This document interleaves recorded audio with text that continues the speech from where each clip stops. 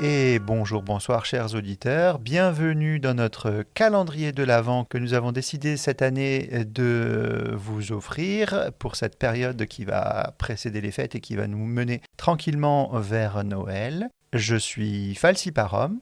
Et moi, Bloody Nurse. Moi, Bookie Nurse. Moi, Falchistera. Et moi, Bloody Muse.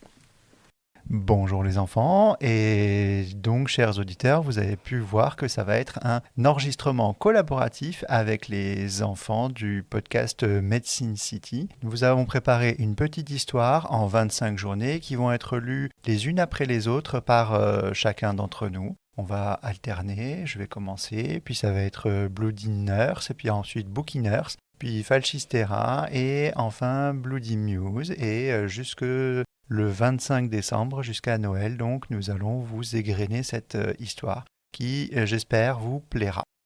Vous êtes prêts ? Oui. Oui. Oui. Jour 17. Le chant dans les murs. La journée avait commencé calmement, presque trop. Depuis l'aube, un soleil pâle glissait sur les vitres, illuminant le service d'une lumière dorée qui faisait scintiller les guirlandes en papier des enfants. Mais, vers la fin de l'après-midi, un son étrange s'éleva du plafond. Au début, Élise crut à un sifflement de ventilation. Puis, le bruit s'étira, se fit mélodie. Un chant lointain, porté par les murs. Une voix d'homme grave, lente, murmurant quelques mots latins. « Dona nobis pacem ». Les enfants se turent, fascinés.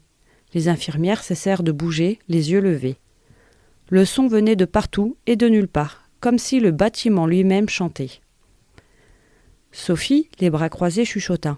« Tu entends ce que j'entends ?» ?»« Oui, répondit Élise sans quitter le plafond du regard. « C'est beau et terrifiant. » La lumière changea alors. Les néons frémirent, puis s'éteignirent, un à un. Seules restèrent les petites flammes des bougies de Noël posées sur le comptoir. Elles dansaient au rythme du chant, comme si un souffle invisible les guidait. Élise sentit son cœur battre plus fort. Elle savait que c'était lui, Antoine. Elle avança dans le couloir, attirée par la mélodie. Chaque pas semblait l'enfoncer un peu plus dans un autre. Devant la porte de la chambre 12, celle de Timéo, le chant s'intensifia. Elle entra. L'enfant dormait profondément, le visage paisible. Sur sa table, la montre à gousset qu'elle avait laissée là s'était remise à battre, toute seule. Les aiguilles vibraient doucement et la voix se fit plus claire. Ne crains pas la fin, elle est le commencement.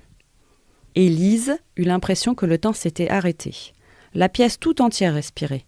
Puis la voix s'éteignit. La montre se tut. Et le silence retomba. Un silence si parfait qu'on aurait pu croire entendre la neige tomber à l'intérieur. Quand la lumière revint, tout semblait normal. Sophie apparut sur le pas de la porte, la bouche entr'ouverte. C'était une illusion collective ? Élise secoua la tête. Non, c'était un souvenir. L'hôpital se souvient encore de lui.